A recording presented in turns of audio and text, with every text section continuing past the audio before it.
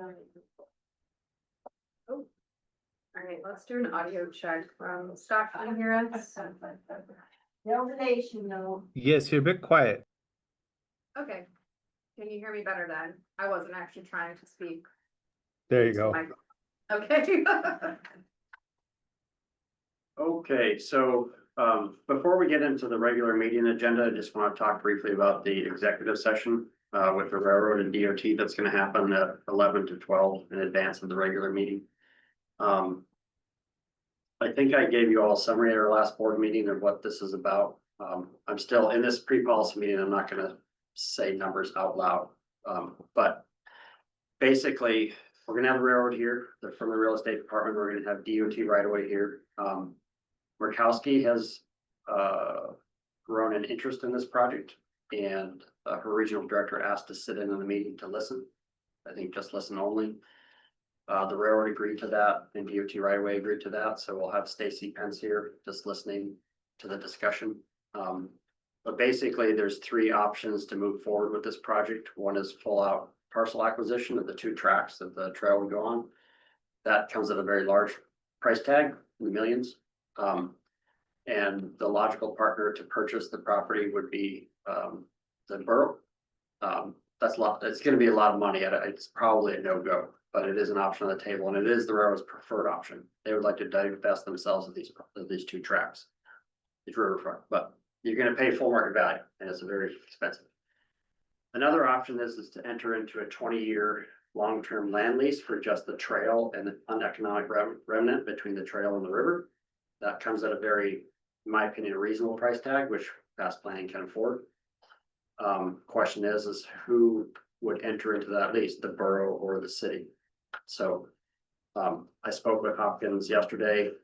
He might bring forward a proposal to the assembly for the borough to take on that lease. We also discussed, well, who's going to maintain this after it's built? Is it going to be the borough or the city? And we agreed it was most logical that Borough Parks and Rec take on that responsibility. But anyways, these are things that will be discussed. Okay. Alternatively, the city could sign a lease, since they own the bridge, pedestrian bridge across the river at this time. The third option is to utilize the city's existing permit that I got when I was working at the city back in 2014. The problem with the permit is that it's not a sufficient land interest.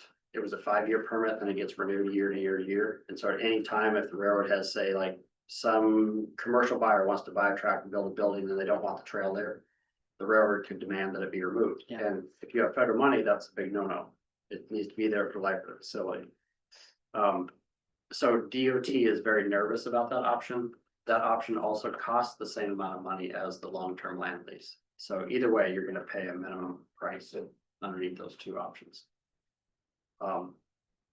So we're gonna discuss those all, but every option requires either participation by the borough or the city of Fairbanks in the negotiation. And obviously interaction with the council and assembly. So I think Hopkins will have things to offer tomorrow. And anyways, it's executive session. It's not Zoom. Railroad Real Estate will be here in person. It's whoever shows up. I don't think we're gonna have a full board at the meeting, but I think it's important that we have borough reps and city of Fairbanks reps there. Even if it's just one, of each. Just to see what you think. So, and then we get into questions later on about like, well, if we do this, who's gonna pay the 9% match on these dollars? Will there be a hard number for option one at that meeting tomorrow? Yep. Okay, cool. Yep. I have a copy of the appraisal with all the numbers.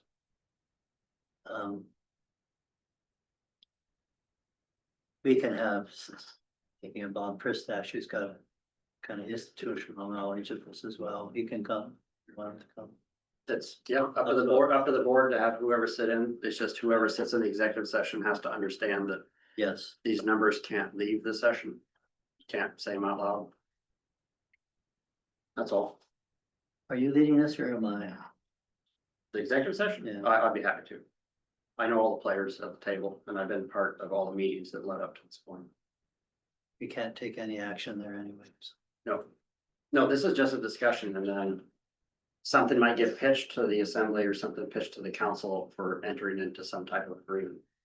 And then there'd be a secondary step of me actually throwing money in the tip to cover the cost of this. Yeah. So there's lots that have to be successful afterwards. Just gotta see who wants to raise their hand and help out, or everybody just walks away. Okay.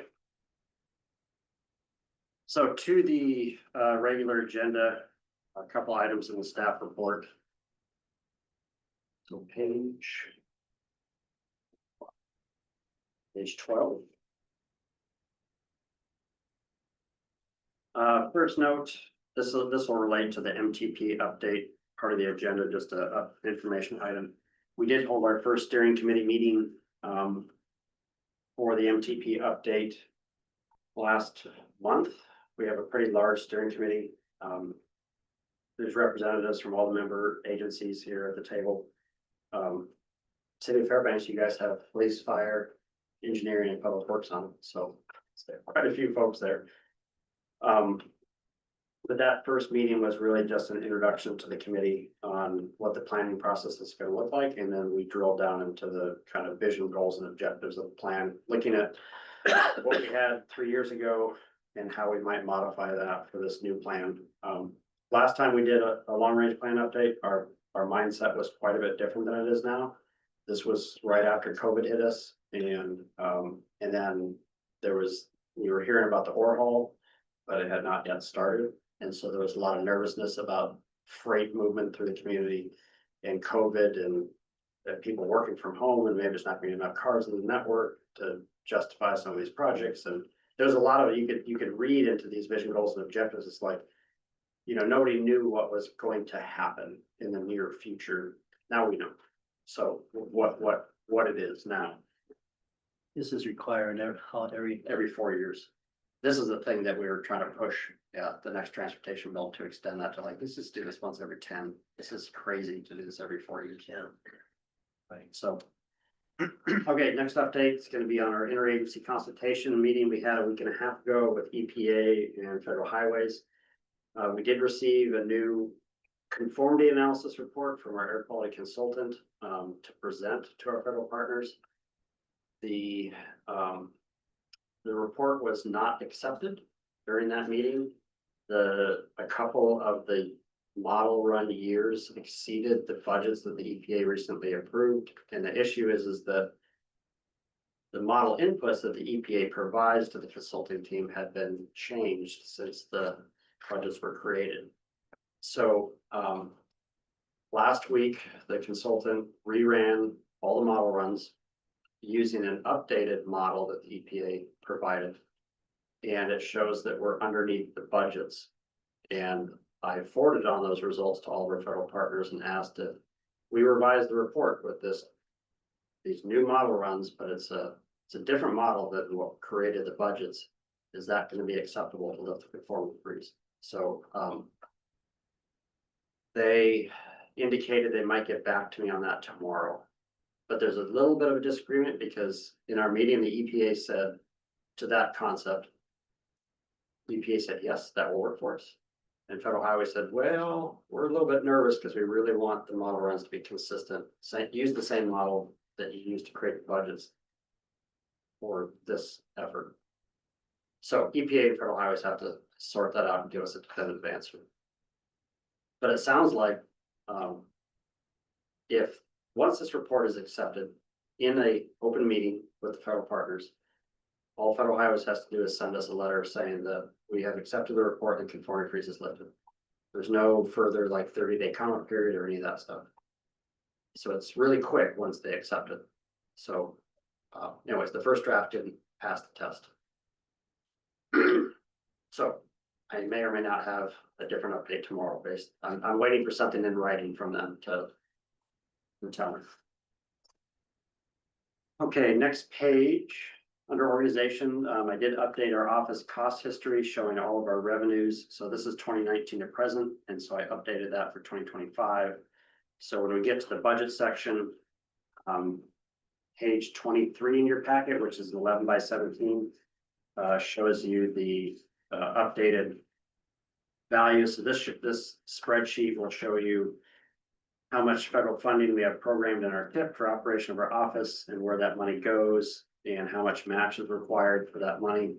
And then it shows you our budget versus actuals year to year.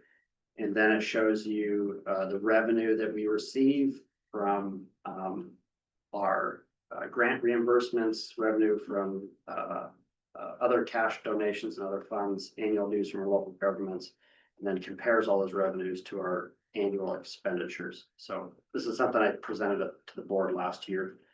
And I also put in a column there for our revenue and expenses for Kim Solian, since we had hosted her over the past year for the Matsu MPO.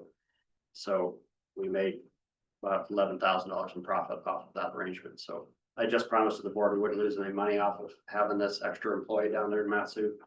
And so we cleared our expenses with a little bit extra on the books. Anyway, so you can study that spreadsheet and bring to me all your questions tomorrow.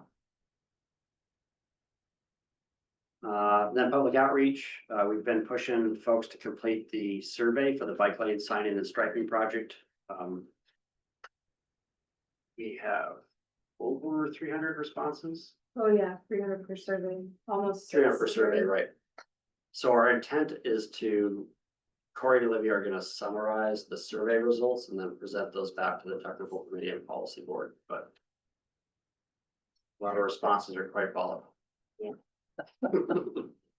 Enjoy the political world. Yeah, when you start reading stuff, it's like, wow, can't believe they said that, but. Anyway, that'll circle back to everybody for your awareness. And then funding, I am working on an amendment to our TIF. I really wanna have this conformity freeze lifted before I issue it, so I can rescue at a minimum the old Stee's reconstruction project for next summer. And so I've outlined a schedule for DOT and all their project managers and basically said, get me all your numbers by October 24th. I'm hoping the freeze is lifted by then. And then I can move forward with shoring up all of our projects as well as the highway projects DOT has been planning on. And then later on the agenda, we're going to talk about some new CMAQ projects that DOT has agreed to use some additional statewide CMAQ funding in our area because they're struggling to spend it elsewhere in the state. So there's one particular project manager that had 3 ideas. I helped her fill out project nominations to fast planning. But basically, this doesn't take any money away from us. It's just bonus projects for our area. Additional air quality investment to the tune of about $5 million. So How difficult is it to get sidewalks in that thing? it's not difficult, but I mean, do they accept them? I know that was always kind of a, yeah, so the problem with these sidewalk and path projects is that you do have an air quality emission benefit if somebody chooses to use it as opposed to drive their car. Yeah. From one destination to another destination. It's really hard to like. You know, you can show a positive air quality benefit, but you're kind of like, well, maybe 2 more people will use this sidewalk than they did yesterday when it was all broken up or whatever. Yeah. And these aren't good projects, but they are technically eligible. the same with taking a dirt road and paving it, right? That's better. That's That's actually better because there's PM10 emissions, dust emissions that you're solving. But it's pretty loose because but that's like in the summertime when our air quality issues are in the winter time, so. Yeah, You really open yourself up to criticism when you start making these investment decisions. You should pick better projects than that, even though I know that's a lot of the stuff we want to do. well, your air quality on a dusty road isn't too good. No. So if you're living on it or working on it, so, okay, thank you. Yep. Okay, next page is just showing that our DEC board member has changed. So Jason Knowles is stepping down to the technical committee and Nick Zarnecki is stepping up to the policy board. And we've worked with Nick for many, many, many years. He's a former Fairbanks resident, now lives in Anchorage. So I'll have to welcome Nick tomorrow. And then technical committee action items. The first one is they took up Lauren's request for the formation of a working group to work on the operating agreement. This one totally took me by surprise, but Kellen made a motion to say, yeah, we'll form a working group as soon as the governor approves the new boundary. But only after that. So, and Lauren is traveling right now. She may or may not be able to call into the meeting tomorrow, so that she asked that this action item be on the policy board agenda for October. So we're not really gonna discuss this tomorrow. But that was the outcome, and it was unanimously approved. Even all the state employees agreed to it.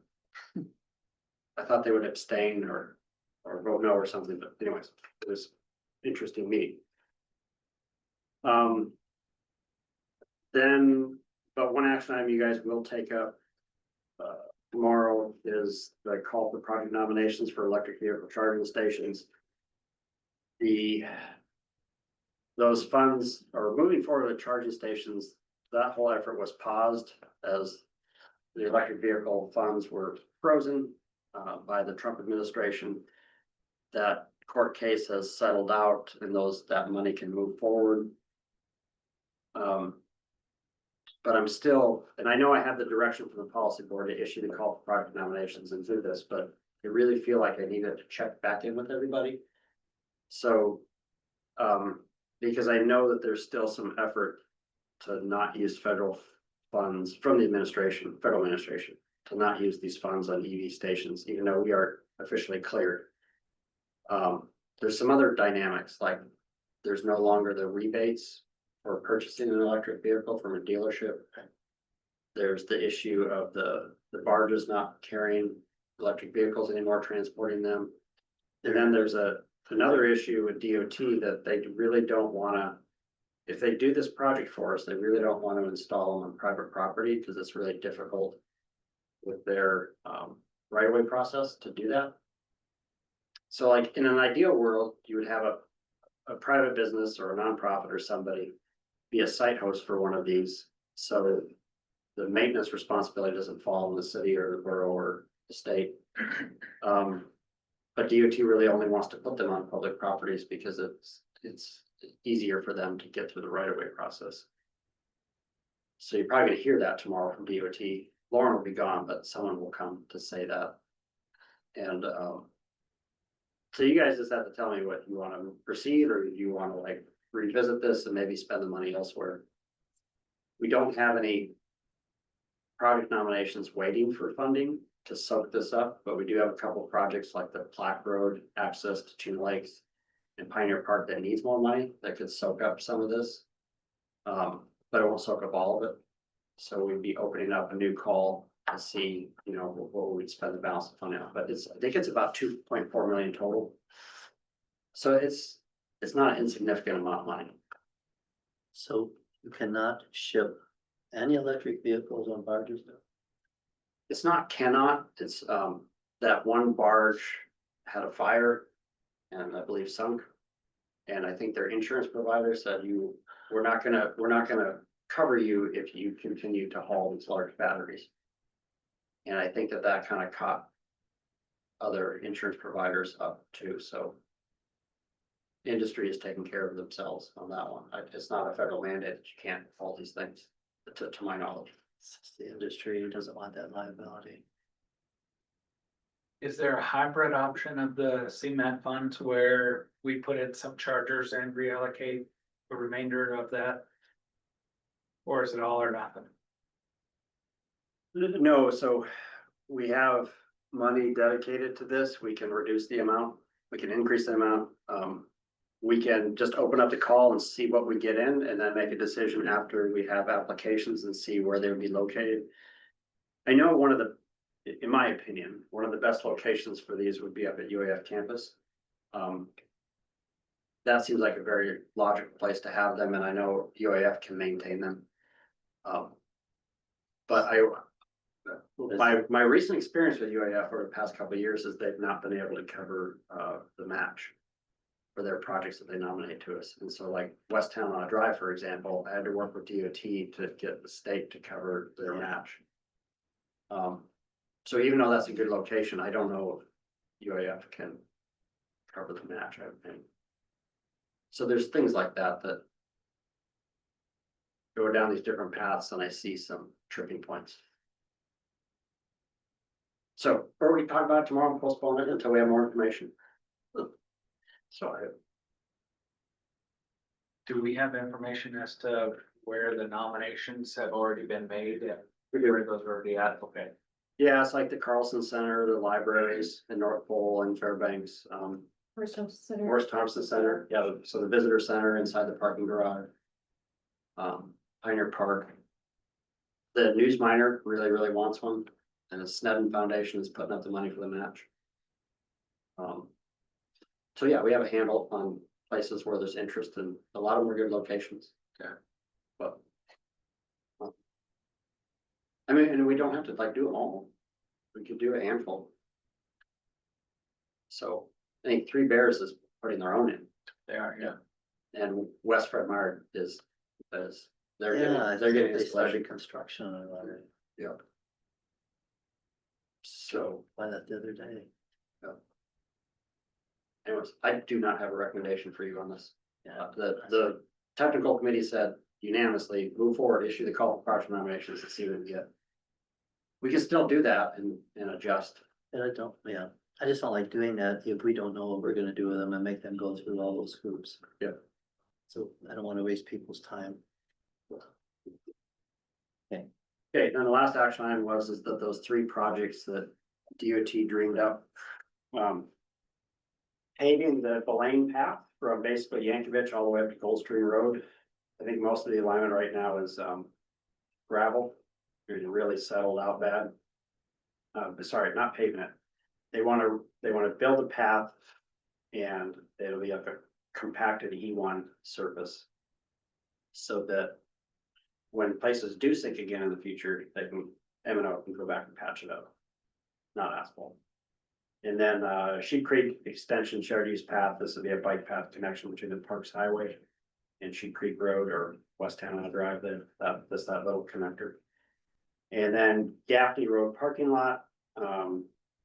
This actually this is interesting.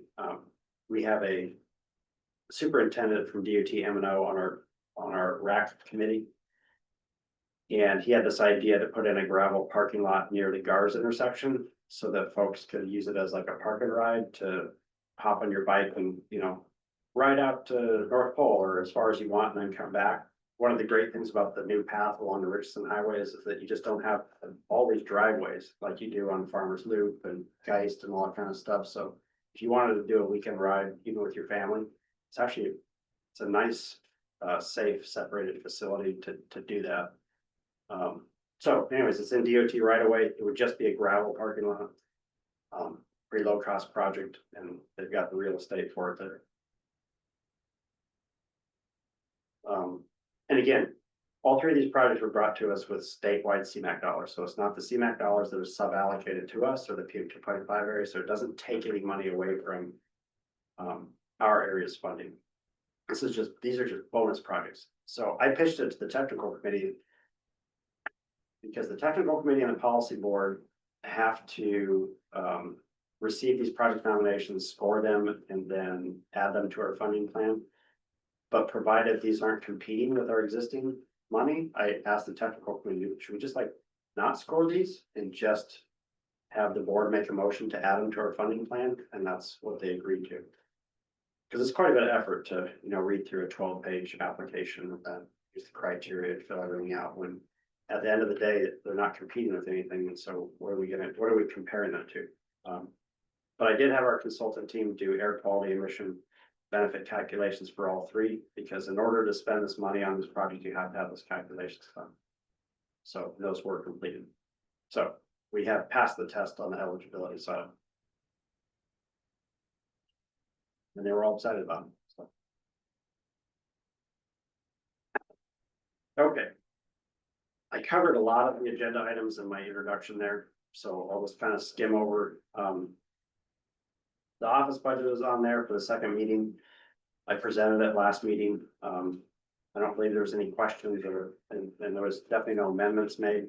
The same budgets in your packet, with the same backup materials. The only thing I've added is that new revenue spreadsheet, so you can see how much money we spend year to year and how much money we bring in year to year and what those sources are. So you all have that. Yeah, and then the next action item is gonna be the EV charging stations. And after that, I'll give you an update on the MTP, our long range transportation plan. And then that's just a short 5-minute update. And then the action item is for the new project nominations at the CMAQ dollars. And then the end of the meeting is an executive session for employer reviews and consideration of merit increases. So the last page of your packet is the page from our personnel policy that discusses the cost of living adjustment. That's already included in the budget based on the Alaska CPI, urban Alaska CPI. But the very bottom paragraph in the last page shows that in addition to the cost of living adjustment, that the board will meet near Fast Planning's fiscal year end to review the budget, and the board may grant a merit increase of no more than 3% of wages after the COLA has been applied. So this is an annual executive session that we've done. I have the employer reviews completed, scanned, and I can email them out to the board after this meeting. And if you'd like, I can bring hard copies of those in folders for the executive session. For Corey, Olivia, and Deb. What is the CPI increase for this year? 2.15. Since we operate on a federal fiscal year, what we do is we take an average of the last half of last year and the first half of this year. So, and we do have a sheet on that in the budget. Okay. That's 2.15.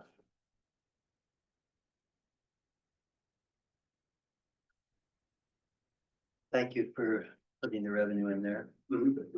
Yes. Can we go through that just a little bit so I can Sure. refresh my Absolutely. memory of some of this? This is page 23. Yeah, that's page 23.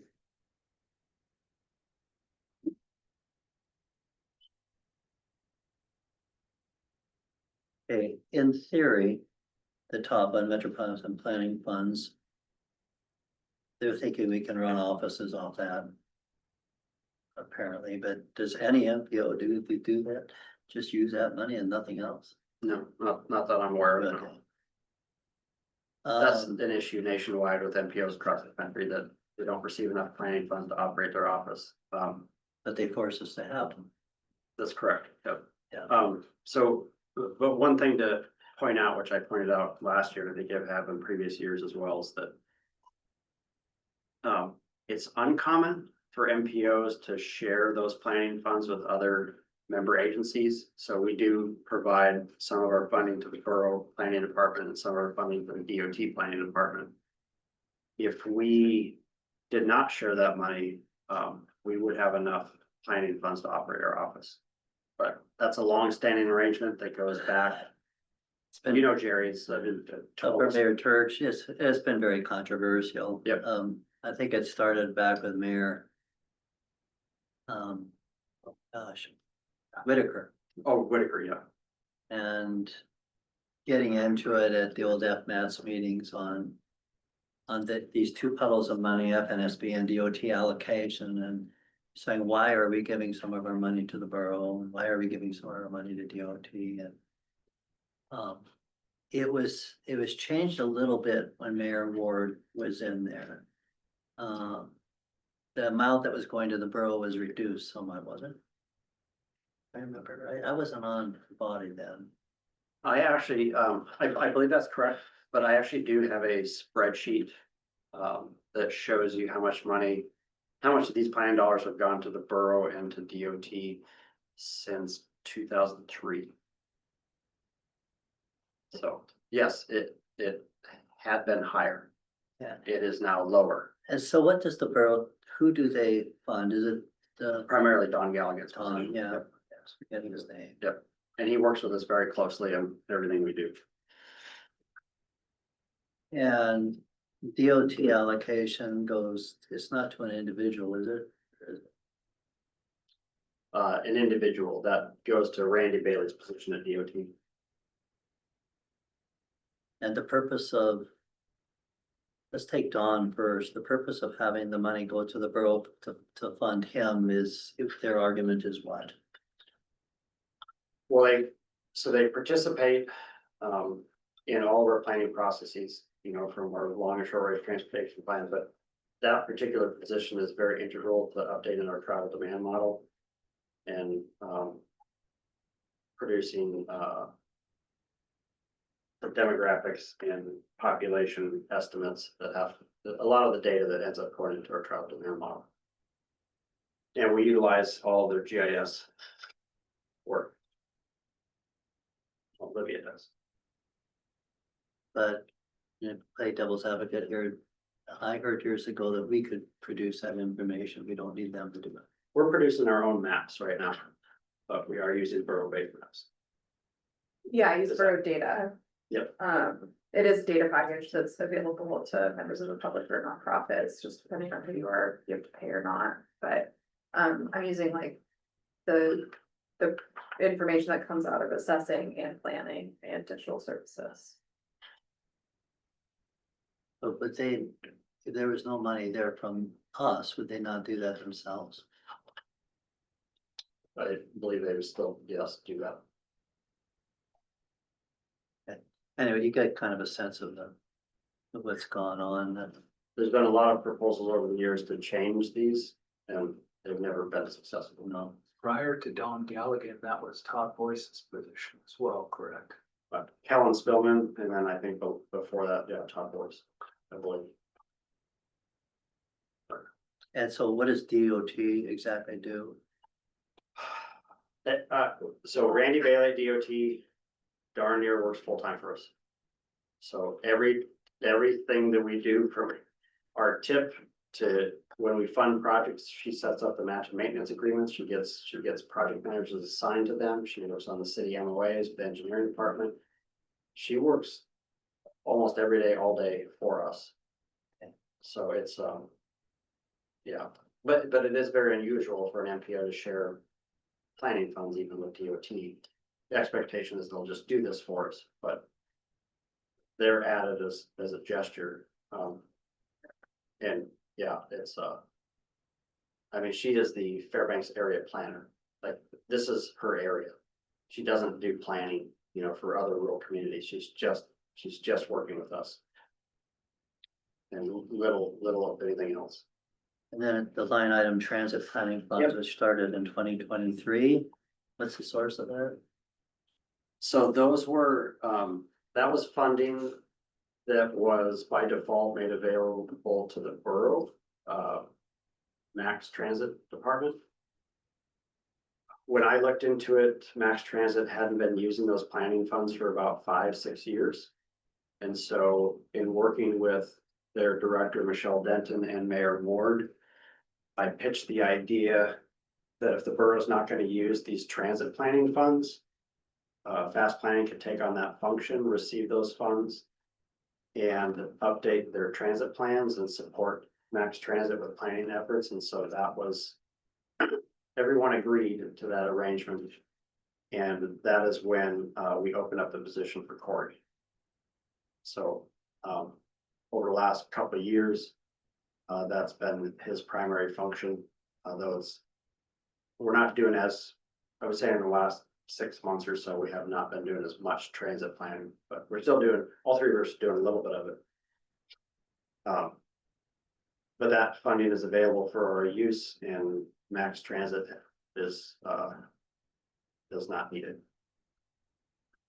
And we took that 5 or 6 years worth of money that had not been spent, and that's what we used to pay for the consultant to update the transit plans.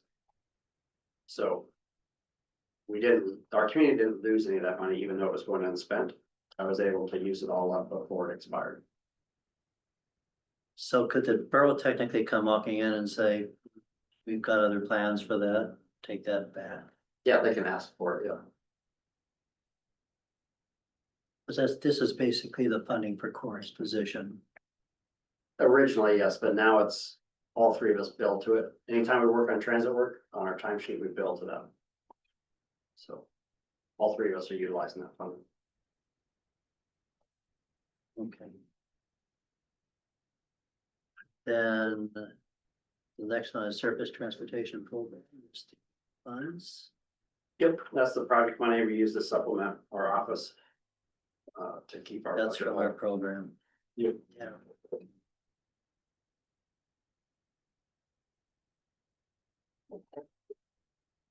What, the last item is something that disappeared apparently. Okay. Past planning appropriation funds disappeared in 2022 was the last year.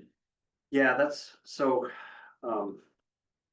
we used to have this practice where if there's anything in our budget that we would spend that was not eligible to be reimbursed by the federal grant. We had a pot of money there. Actually, most of that money was North Pole money. Because North Pole started paying annual dues to us before we had an annual dues agreement. But I don't need that anymore, because the way I bill DOT now for grant reimbursements, I have an indirect cost rate. And so if I. For the employees here at Fast Planning, if everybody is at a minimum 80% billable to our grant, then we break even. If we're more than 80% billable, we build a small profit each year. And so with that small profit, I'm calling it now undesignated funds or unrestricted net assets, as our CPA calls it. It goes into that pool. And so when we have expenses that are not eligible for grant reimbursement, it just comes out of that profit. So we don't need to have a fast planning appropriations fund category any longer. I'm doing the accounting. I'm kind of going down below here. What is the dues from the four entities show up here? I'm missing it. On the bottom. Third line down, Okay, annual got it. dues from local governments is 36,000 a year. Just from an accounting point of view, why don't we just include that at the top under revenue? Well, so at the top, this directly relates to what we show in the tip.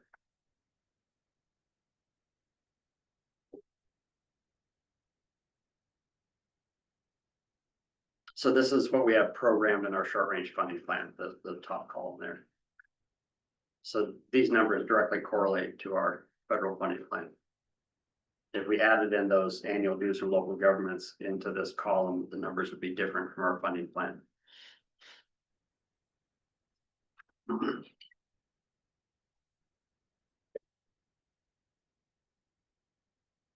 So yeah, those are local funds as opposed to everything on top is federal funds.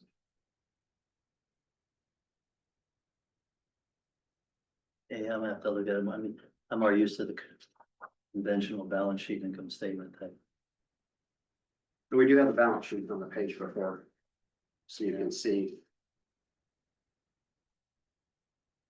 Our designated net assets unrestricted. Okay. I think this is the basic balance sheet. There might be a detailed one we could have Deb spit out, but. All kinds of reports in QuickBooks. So does it all make sense to you, Mayor? No, sir, but. I'm listening and learning. And it's something that took me a long time to even get a semblance of follow the dollars. Yeah, okay, well, thank you for the explanations again, and some of it's coming back to me. Yeah, and as you think more questions, have an answer for them. Yeah.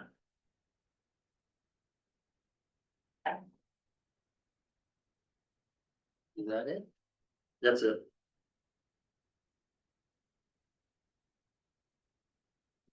Scott, are you still there? And Nick's online too.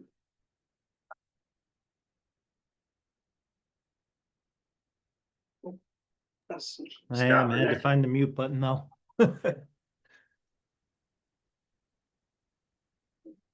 Any questions, Scott or Nick, or? No, I appreciate the overview. No questions from me. Thank you guys for calling in, appreciate it. Okay.